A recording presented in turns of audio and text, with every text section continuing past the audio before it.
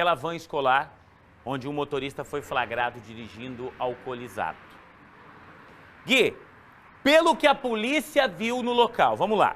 Primeiro tá tudo errado aí, porque ele estava com a carteira com a CNH vencida e ele estava ainda sem ter a categoria, ainda que tivesse com validade a carteira, ele não era motorista profissional.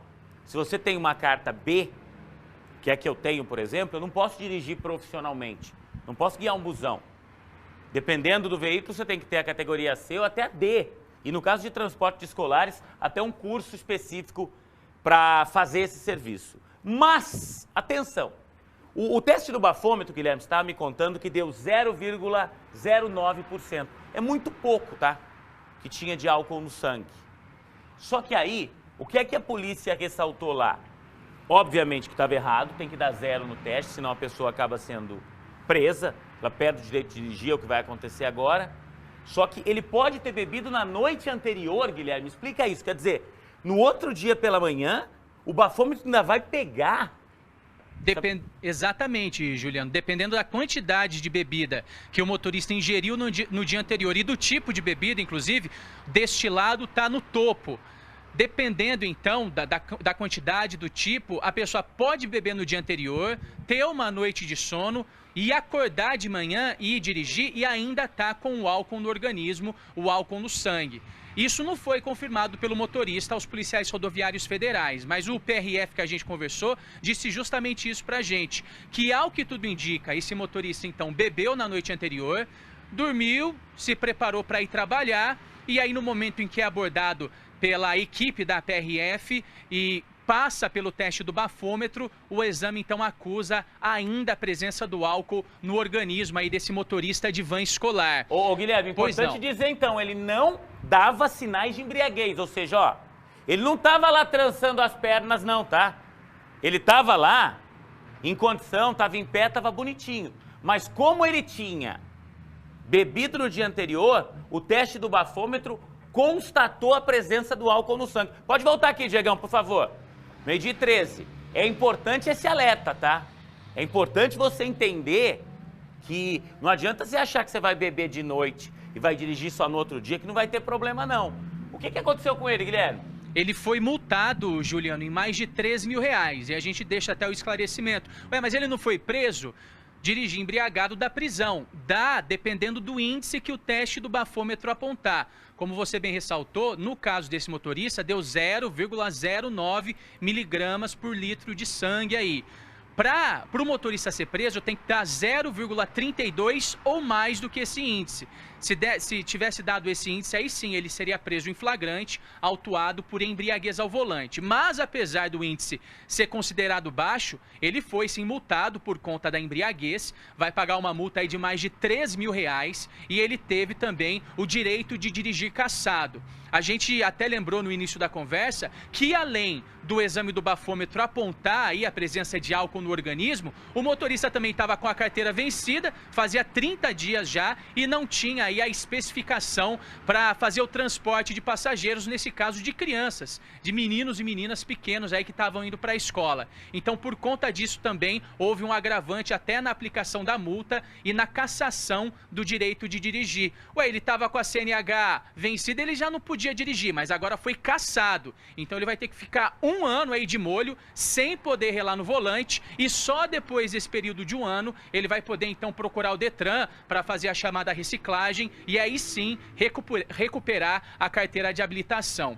E e essa abordagem, Juliano, foi uma abordagem de rotina, viu? A Polícia Rodoviária Federal está fazendo a chamada Operação Volta às Aulas, isso desde o mês de fevereiro. Ontem, então, eles voltaram às ruas, montaram uma fiscalização na 369, ali em frente ao Parque Ney Braga. A gente consegue perceber nas imagens, inclusive, que outros diversos motoristas foram parados, passaram pela mesma fiscalização. Na maioria das vezes não deu problema nenhum, eles apresentaram ali todas as condições e foram liberados. No caso desse motorista, ele foi impedido aí de dirigir e vai responder a todas essas sanções. A gente preparou uma reportagem trazendo mais detalhes aí sobre essa fiscalização da PRF. Vamos conferir.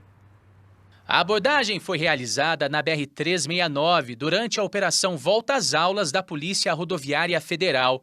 A van escolar, que transportava 10 crianças entre Cambé e Londrina, foi parada em frente ao Parque Ney Braga. O motorista fez o teste do bafômetro, que acusou que ele tinha ingerido bebida alcoólica antes de dirigir. Foi submetido ao teste de etilômetro, né? Constatou-se ali 0,09 miligramas por litro de sangue no organismo dele de álcool. Para que o cidadão seja preso e cometa o crime de trânsito, o índice mínimo é 0,32, o dele deu 0,09. Provavelmente, como era de manhã, resquício de alguma bebida que o condutor tenha ingerido no dia anterior. Ele vai ter essa habilitação suspensa, né? Vai levar a multa também de R$3.000.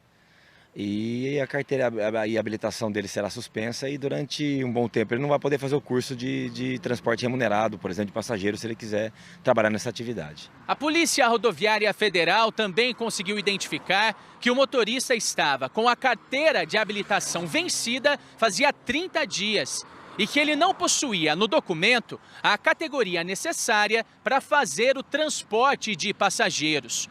O condutor foi multado em mais de R$3.000 e teve o direito de dirigir cassado pelo período de 1 ano. Nesse caso específico, o veículo em si não tinha irregularidades, né?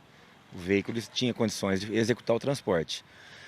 O problema mesmo foi em relação ao condutor. Além desse problema do álcool, ele estava com a CNH vencida há mais de 30 dias e a categoria da CNH dele não permitia que ele dirigisse uma van com aquele tanto de passageiros, né, de crianças.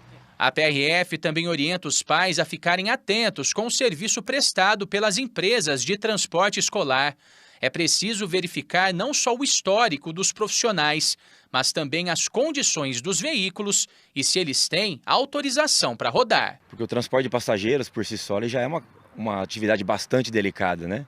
E aí o transporte de passageiro de crianças e estudantes, quer dizer, é uma atividade mais delicada ainda, né? Então a gente procura aumentar a fiscalização, a operação Volta às Aulas, né? Nós vamos bater bastante nesse tipo de fiscalização temática aí, mas a ideia nossa é que, mesmo a operação terminando ali no final de março, começo de abril, nós vamos incorporar a fiscalização de transportes escolares na nossa fiscalização diária. Nós vamos verificar o credenciamento, o estado dos veículos, se o motorista tem o curso específico para transporte de escolares, e a gente pede aos pais que, ao contratar o serviço, tenham esse critério, né? Observe a empresa, quem que vai conduzir, a responsabilidade, né?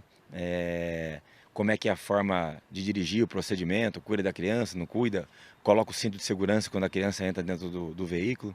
Então são procedimentos que os pais devem observar, não só no momento de contratar o serviço, mas no dia a dia mesmo, né? Vai embarcar o filho lá, observa se o motorista, lá, o cuidador, coloca o cinto na criança, né? Então isso aí é muito importante.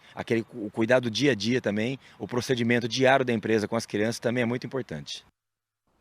Bom, a gente tentou contato aí com os telefones que estavam na van, mas ninguém atendeu, tá? A gente queria entender um pouco mais da empresa. Será que a van era do motorista ou ele era funcionário dessa empresa? O fato é que você tem que tomar cuidado, tá? Quando você for aí colocar o teu filho numa van, numa perua de transporte escolar, procura saber como é que é o motorista, como é que é a empresa, dá uma olhadinha no veículo. Afinal de contas, a gente está falando de segurança.